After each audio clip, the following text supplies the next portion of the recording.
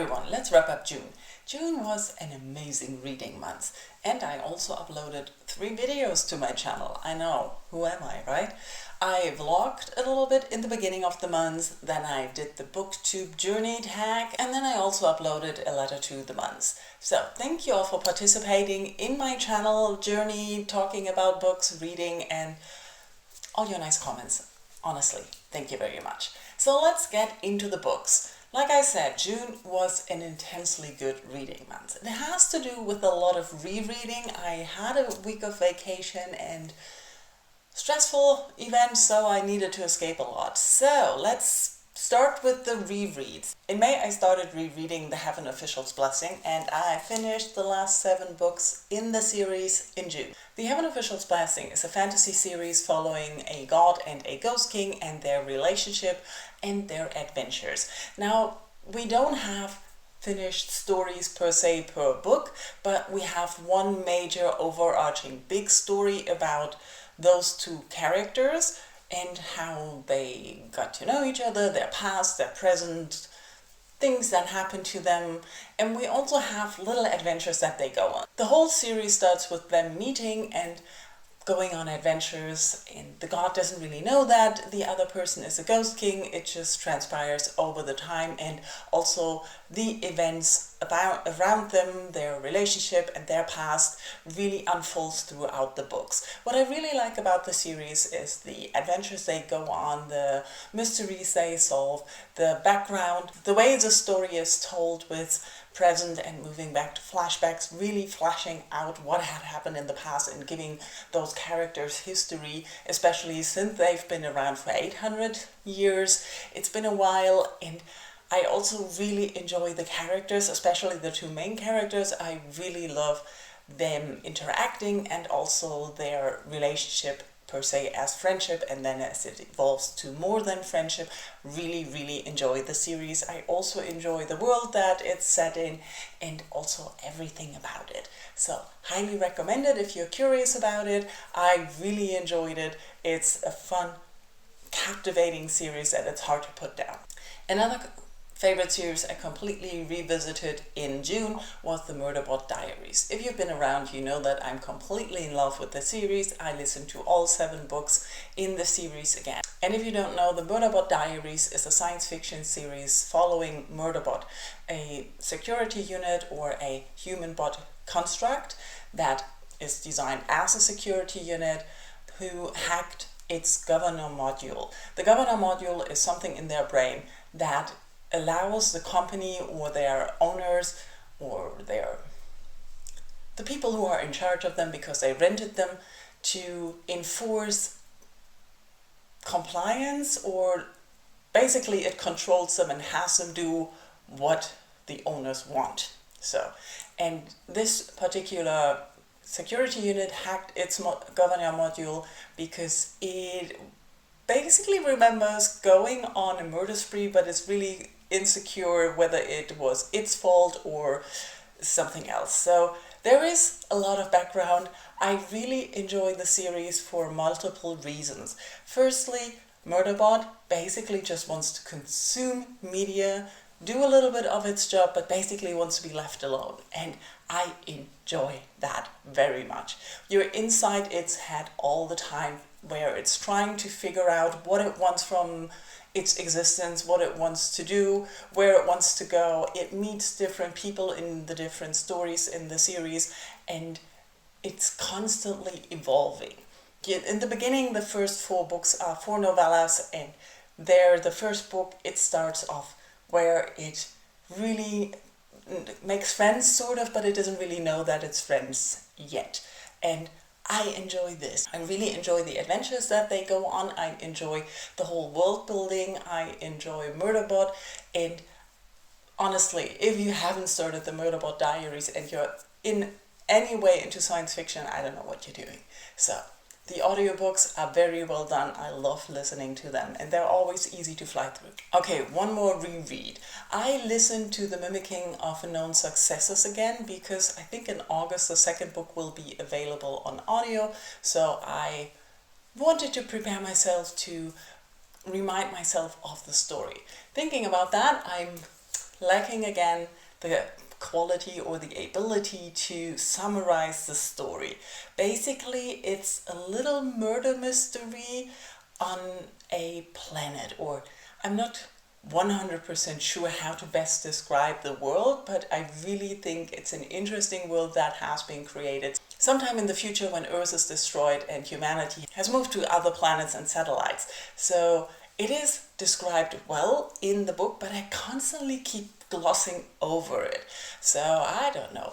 We basically follow this murder mystery and these two, well, one is the detective, the other person is an old friend from university that they had a relationship with, but things went go wrong, but the murder brings them back together, and so the detective asks her old friend for help.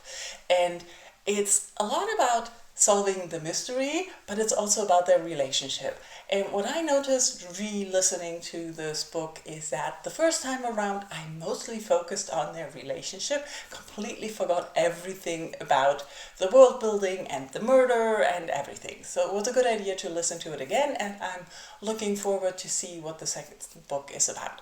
If you're not reading these on audio, I think the second book has been out for months now, so I just want to listen to it, so I did myself bad there. Anyways, that were all the rereads. Now let's move on to new books. Well, not something especially new, because the first thing I finished, or rather one of the things I worked on for months now, is The Strange Tales from a Chinese Studio, which are short stories from Chinese history. That sounds really bad, but they're basically short stories, 1 page, 2 page long. There are some longer stories, but the average is about 1 or 2 pages long. They deal with ghosts and fox spirits and also Taoists and other mystical creatures a little bit. It feels a lot like Chinese folklore, and a special kind of corner in the folklore that it's, you know, in a culture you have these things that you know, and it feels a little bit like this, or these stories capture those a lot, especially when it comes to the fox spirits and the ghosts and how they are part of history or society, the culture. And mostly I enjoyed the stories for just flying through them. I wouldn't say they're overly well written, but what I noticed towards the end is that there's a huge spectrum where you could dive deep into research, in references that are made, and also looking into the author more, into the history or the design of the whole collection, and also the focal points. All of that you could do, but I wasn't interested. I enjoyed the 100-some stories for what they were, but overall very forgettable, but interesting. Then I listened to something that I couldn't stop listening to. The God and the Gumiho was just out in June, and I flew through the audiobook. This is an enemy to lovers kind of scenario, and it's set in an urban fantasy setting in, I think, the 1990s, something like that. And the fantasy part is built on Korean mythology. So a Gumiho is a fox spirit, and the god is a god. And the god has fallen, so he's punished, or he did something in the past that he's being punished for, and his punishment is working in the mortal realm to capture unrulies, which are creatures that have gone, let's say, rogue and do something bad in the mortal world. And so that's his punishment. The fox spirit basically went on a feeding spree in the 1880s in London and overate, and also caused some troubles for other fox spirits, because ever since she ate too much, which means killing a lot of people to eat their livers, mostly men, so who cares, but I didn't say that. And that's what fox spirits did, but because she killed so many, it was outruled, and so now it's illegal, and things ensue. These two are thrown together, start investigating a crime, and like I said, enemy to lovers. There are a lot of things that happen very fast, but it was very enjoyable. The vlog I uploaded really talks about the book a little bit more. What I really liked about the story is the banter. I like enemy to lovers. I'm really susceptible to that, and I enjoyed those two characters. I enjoyed how they got together, how their views changed of each other, and also to learn about this world and the situation they are in. So if you're like me and you enjoy all these K-dramas that have gods and poxpers and the urban fantasy setting with Korean mythology, you're going to love this, I promise you. Okay, then I listened to the third book in the Constance Verity series, and if you recall, I really enjoyed the first book. The second one I was already a little bit about because it was all about their relationship, and the third one I mainly listened to because it was for free, and I just wanted to finish a trilogy and I wanted to have closure, but it's not really necessary to finish or listen to all three books. Honestly, I would just listen to the first one. But in this one, it's all more adventure with Constance, who is basically always finding adventure, and her relationship and her friends. And yeah, it's always over the top because everybody tries to kill her because prophecies say she's going to destroy the universe. But I must say, I wasn't paying that much attention to the story. That's why I can't give it back. The audiobooks are well done, but in this one, I noticed that I was really annoyed at something that I really don't like if you can constantly hear the narrator breathing. And this time, I don't know for what reason, but I could constantly hear like the narrator breathing in loudly, and that really rubbed me the wrong way. So for the third book, I would not recommend the audiobook. Even though the other two books were narrated by the same person, I didn't notice the sniffling then. So, it was just to finish things up.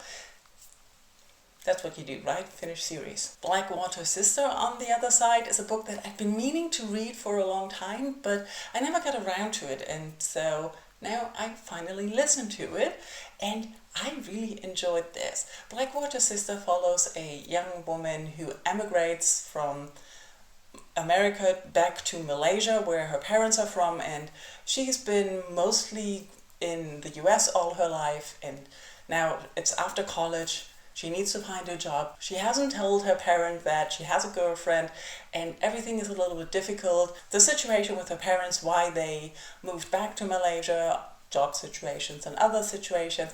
Then there's family situations going on, and worst of all, our main character starts hearing voices and having strange dreams. Turns out her dead grandmother shows up and is using her as a medium, and the Blackwater Sister as the god that the grandmother used to pray to is probably the wrong word, but you'll find out the details in the book.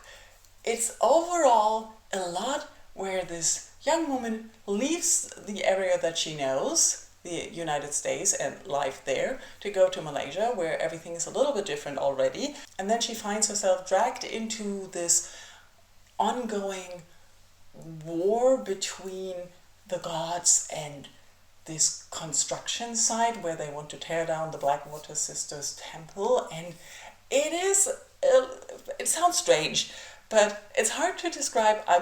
Maybe I'm just bad at describing it, but it really is interesting to see how this young woman finds herself really in the middle of the situation, confused as what to tell her parents, what to do about it, who to trust, and everything gets grander and grander. And then there's also her girlfriend who's living long distance right now, and I really enjoyed this. It was a lot of finding your place and meeting parts of your culture and history that she didn't know about, and I enjoyed this. It was a really good audiobook and I really flew through it. I really enjoyed the story. The last book I finished in June is Macbeth. I mostly squeezed in Macbeth to have a book for the Read Good Books challenge from Ben Reads Good Books. I hope that's his channel name. I'll leave it in the description. Which is basically, the prompt was shame. So something that you've told you've read, or something you feel shame about for not having read yet in any way. And I decided Macbeth is on my TBR for a while. I bought it, I don't know when, and never got around to it. And it was a quick read because it's a play. You can read those rather quickly. And that turned out to be not a good idea. While I did enjoy reading it for the first time and finally having the whole story, not just knowing snippets of what Macbeth is about, I noticed that I didn't give myself enough time to really process it and sit with what is said, the writing, and what it actually meant. I was just rushing through it. And I really noticed that Shakespeare is not made for that. It's better if you sit a little bit with it, take your time, and not rush through it. But that's what I did, so I will have to reread it at one point. So there's that. One more thing before I'm done. I DNF'd a book. I started listening to Someday is Today, which is a non-fiction about getting active and doing stuff and not putting off things, sort of like that. I was looking for a motivational kick, and I've had that on my wish list for ages, and it was free in the Audible catalog, which I'm glad for now. But I just started it, and it started off okay-ish, but I really didn't like the narrative tone. So the book is narrated by the author, and I felt there are parts where he sounds like he's showing off, like he achieved a lot of things that definitely deserve credit. And the way he talks about it, that's what rubbed me the wrong way. And I also felt, I listened to about half of the first part where he talks about time and how to save time or not waste time, make things out of time. And it was so repetitive and also so condescending. I constantly felt talked down to or down upon. Anyways, and there's also calling people names for not doing what he thinks is the best way to do things. And that's the things that I didn't like. The advice or the things that he did or recommended weren't bad per se, but the way that he talked about it and the way that he talked about his own achievements and how other people live a little bit, and the way he talked about everything, that was just something that I didn't enjoy.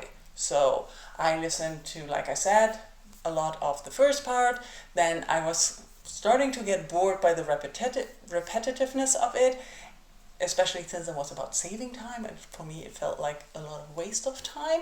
So I listened to his advice and skipped to part 2, and then part 2, I don't even remember what that was about, but the tone was even worse there, so I listened to, I think, a little bit before I started part 3, and I think I didn't even get past the started part where I thought, I'm just annoyed with this, I'm going to stop. So I could not recommend this. If you get past the tone, maybe you enjoy it and get good things out of it. Like I said, I only listened to the beginning and there were some good tips, but the package didn't work for me. Okay, that's all the books June. Like I said, I had a very enjoyable, good reading month. I'm not expecting that to happen again. Let me know how your June was. Did you read good books? Did you also reread a lot like I did? Did you find something new? Did you also stumble upon fresh and new releases that no one talked about yet, so you could really be the first on the hype? And you never know if there's a hype, but I really like reading something without knowing anything about it, and that was really good in June. So thank you all for watching. Let me know in comments what you read, and let's talk books. Bye bye.